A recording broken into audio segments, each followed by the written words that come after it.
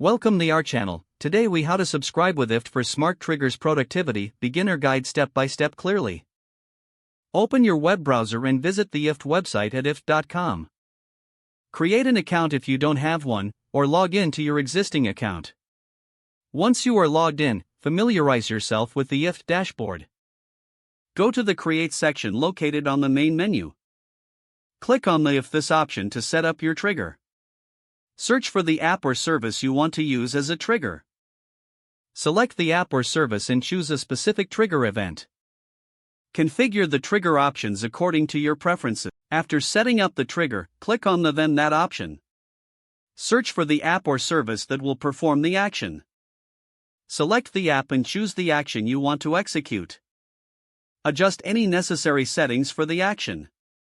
Review your applet settings to ensure everything is correct. Name your applet for easy identification later. Click the Finish button to activate your applet.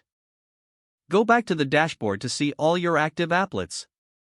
Test your new applet to confirm it works as expected. Explore other triggers and actions to enhance your productivity.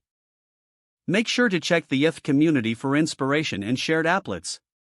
Adjust your applets as needed for better functionality. Stay consistent in managing your applets for optimal Smart Triggers productivity. If the page does not load, refresh the browser or try again in a private or incognito window. Make sure you are using the correct email address, then retype it carefully to avoid small typos. If your password is not accepted, use the Reset option and create a new strong password you can remember. Check your spam folder for verification or security emails, then complete any requested confirmation steps. Enable two-factor authentication if available to improve account security and reduce unauthorized access risk. After signing in, review your profile details so your contact information and settings are accurate and current. If you see an error message, note it down and try again after restarting your device and internet. Don't forget to like this video and subscribe to our channel for more step-by-step tech guides.